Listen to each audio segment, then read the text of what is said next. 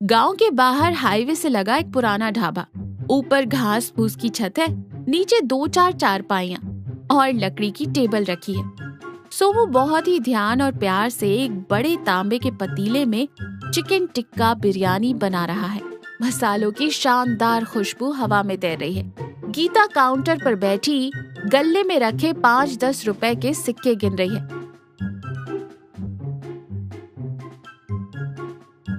1, 2, अरे ये भी एकदम घिसा हुआ सिक्का है। लो जी, हो गया आज की बोनी का हिसाब। सोमू जी, सुबह सुबह उठकर आप उस पतीले में जो अपने प्यार और अपनेपन का जादुई मसाला डालते हैं ना, उसकी खुशबू से ये गल्ला नहीं भरता। शायद लोगों का पेट भरता होगा, लेकिन हमारी जेब तो एकदम खाली रहती है। सोमू मुस्कुराते हुए कहता है। अरे गीता, इतना गुस्सा क्यों? थोड़ा सब्र तो कर। आज जो ये चिकन टिक्का बिरयानी बन रही है ना, इसके लिए दालचीनी, जावित्री और लौंग मैंने खुद अपने हाथों से सिलबट्टे पर पीसे हैं। वो बाजार वाले रेडीमेड पाउडर नहीं डाले हैं। इसे बनाते बनाते मेरे खुद के मुंह में पानी आ रहा है। जो इसे एक बार खाएगा, जिंदगी भर ये स्वाद नहीं भूल पाएगा। अरे वाह, जिंदगी भर नहीं भूलेंगे, पर वो तब होगा ना जब कोई हमारे ढाबे की सीढ़ियाँ चढ़कर एक निवाला खाएगा। जब से उस सुनील ने गांव के चौराहे पर वो रंग बिरंगी लाइटों और बड़े डीजे स्पीकर वाला मॉडर्न फास्ट फूड खोला है, पूरा गांव वहीं लाइन लगाकर खड़ा है। वो जो रंगों वाला कचरा परोसता है, उसे लोग अमृत समझकर खा रहे हैं। मुझे तो लगता है अगले महीने इस ढाबे पर ताला लगाकर मुझे मायके जाना पड़ेगा और आपको शहर की किसी फैक्ट्री में मजदूरी करने। सोमू उदास होकर कहता है। दिखावा बस कुछ ही दिन चलता है गीता। असली खाने का इंसान की रूह से बहुत गहरा रिश्ता होता है। मैं अपने काम को भगवान की पूजा समझता हूँ। आज नहीं तो कल लोग मेरी ईमानदारी और असली स्वाद को ढूंढते हुए यहाँ जरूर आएंगे। तुम बस देखती जाओ। तभी किशन टेम्पो ड्राइवर गले में रुमाल लपेटे और मुंह में टूथपिक चबाते हुए बड़े स्टाइल में ढाबे के सामने से निकलता है। सोमू उत्साह से कहता है। अरे किशन भाई, आओ आओ, टेम्पो रोको। आज मैंने अपनी स्पेशल चिकन टिक्का बिरयानी बनाई है। मसालों की क्या खुशबू आ रही है, एकदम गर्मा गर्म है। आ जाओ, एक प्लेट उड़ा लो। किशन टेम्पो रोककर नाक सिकोड़ते हुए कहता है। अरे सोमू भाई, तुम अभी भी इन्हीं पुराने पतीलों और इस घास फूस की झोपड़ी में अटके हो। मैं तो अभी सुनील के फास्ट फूड सेंटर जा रहा हूँ। उसने क्या गजब का डेकोरेशन किया है। बोर्ड पर लाल और नीली लाइटें और म्यूजिक तो एकदम झक्कास बजता है। ऊपर से उसके पास जो रेड वोल्केनो चिकन मिलता है ना, उसे खाकर ऐसा लगता है जैसे सीधा बैंकॉक या लंदन की सैर करके आया हूँ। गीता गुस्से से कहती है। लंदन वाली फीलिंग? उसके चिकन का वो लाल चटक रंग देखकर मुझे लगता है जैसे दीवार पर पोतने वाले पेंट के डिब्बे में डुबा कर निकाला हो। तुम जैसों की ही बलि चढ़ा रहा है वो। किशन हंसते हुए कहता। अरे भाभी, तुम्हें आज के ट्रेंड का कुछ नहीं पता। आजकल की पब्लिक पैकिंग देखती है। मैंने शहर के बड़े बड़े होटल देखे हैं। मुझे टेस्ट की बहुत अच्छी परख है। अच्छा, चलता हूँ सोमू भाई। किशन बड़े स्टाइल में अपना टेम्पो स्टार्ट करके चला जाता है। गीता बेबसी से सोमू की तरफ देखती है।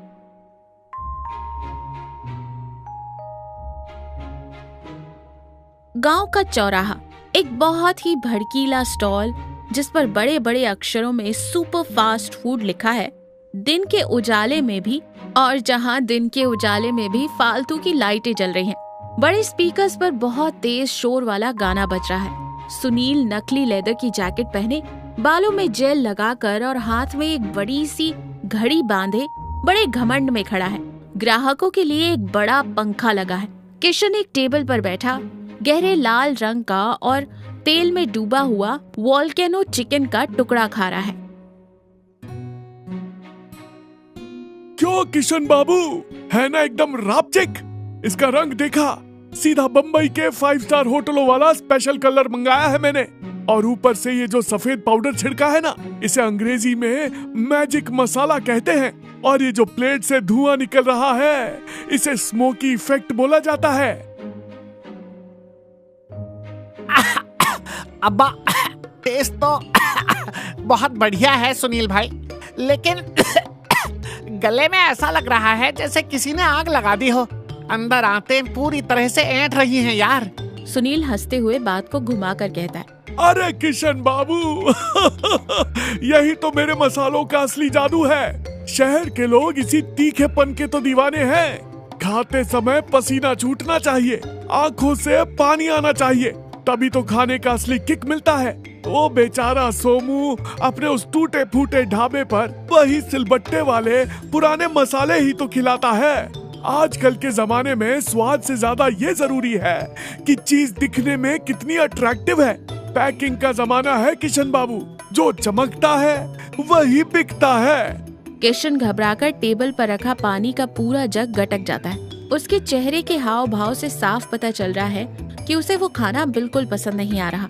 पेट में भयानक जलन शुरू हो गई है, लेकिन क्योंकि वो खुद को फूड क्रिटिक समझता है, इसलिए सिर्फ दिखावे के चक्कर में झूठी मुस्कान के साथ नाटक कर रहा है।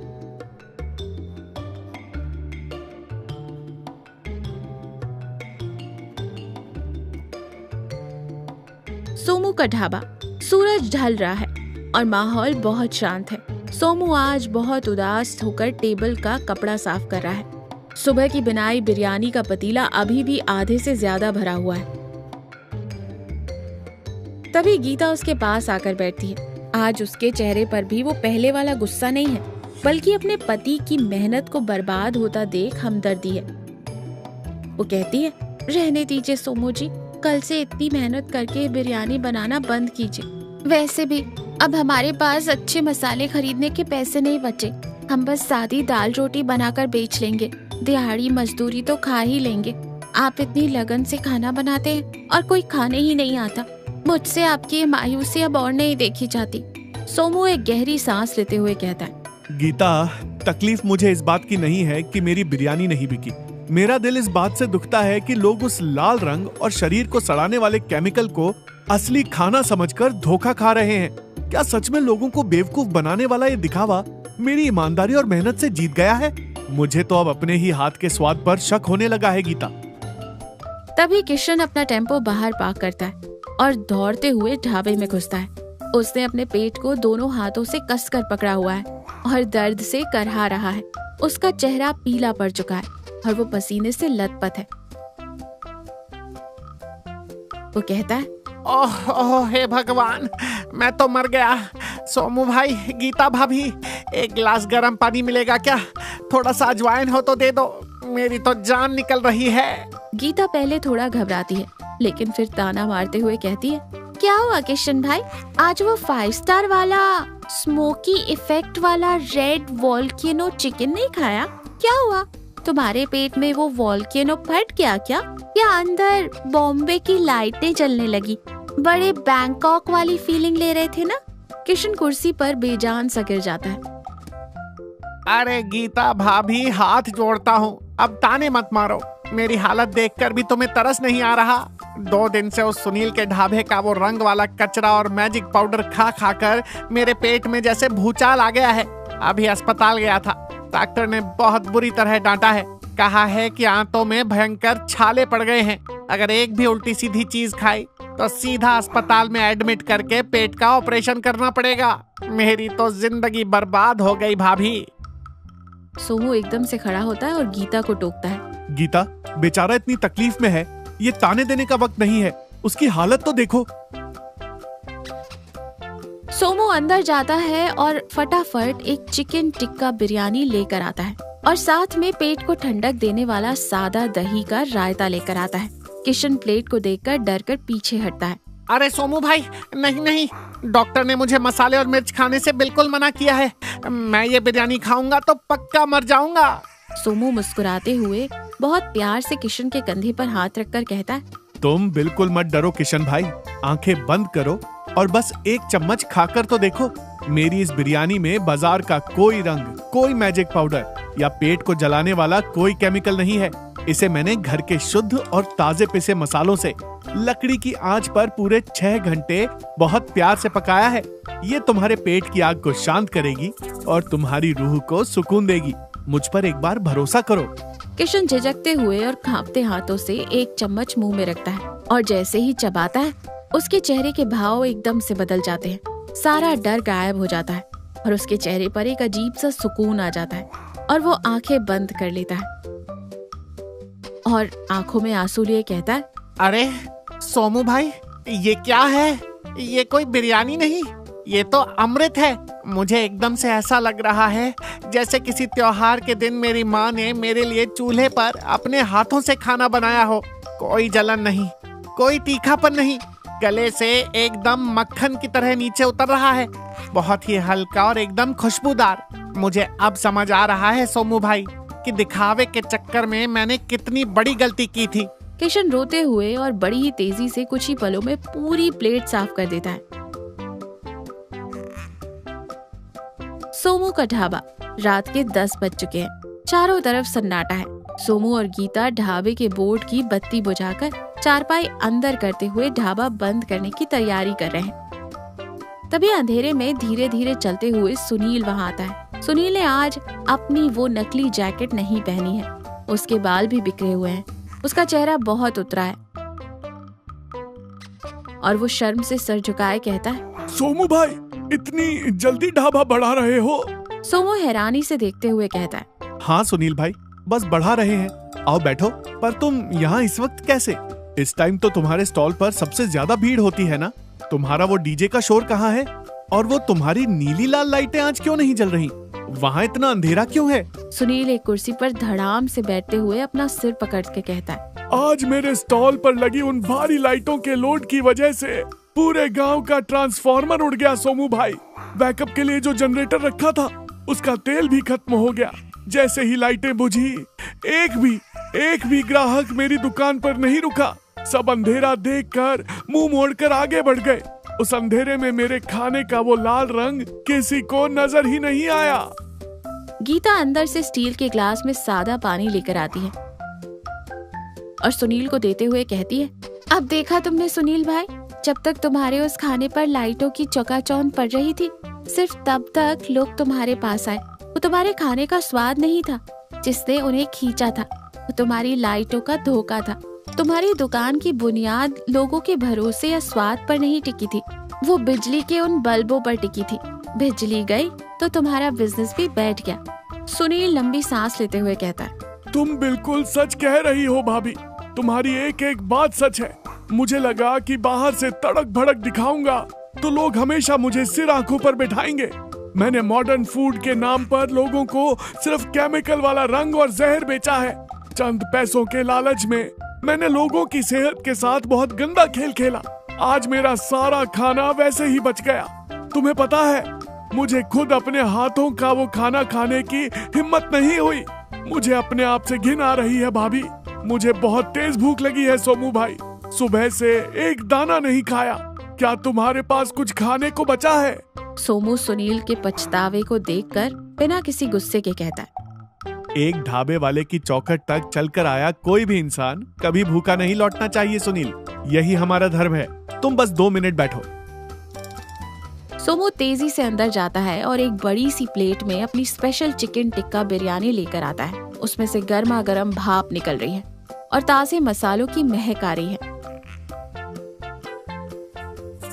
सुनील कांपते हाथों से पहला निवाला मुंह में रखता है और उसके हाथ वहीं रुक जाते हैं। उसकी आंखों से आंसू की धार बाहर निकल आती है। सुनील रुंधे हुए गले से कहता है, सोमू भाई, मैंने हमेशा तुम्हारे काम का और तुम्हारे इस पुराने ढाबे का बहुत मजाक उड़ाया।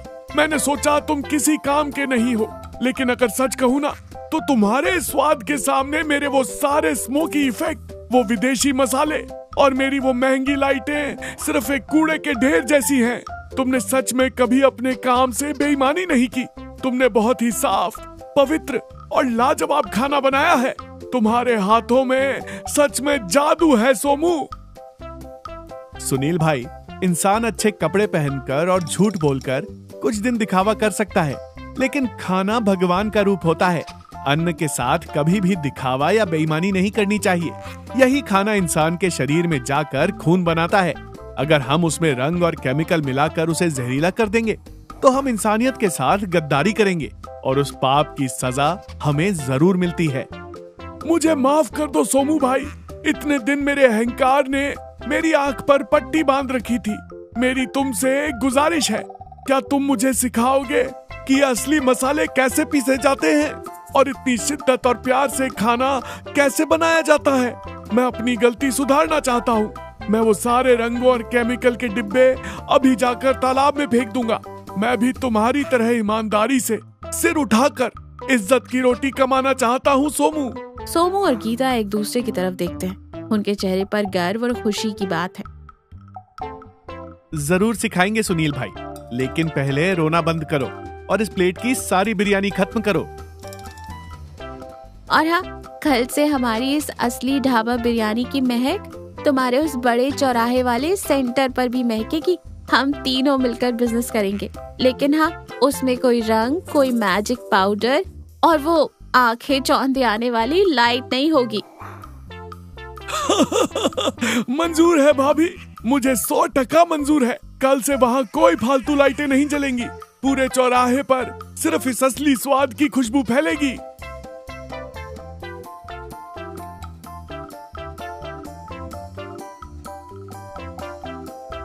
देखा, दिखावा, झूठ और चमक धमक लोगों को सिर्फ कुछ पल के लिए अपनी ओर खींच सकते हैं, लेकिन जो काम सच्चाई, ईमानदारी, मेहनत और शुद्धता के साथ किया जाता है, वो हमेशा के लिए इंसानों के दिल में अपनी पक्की जगह बना लेता है।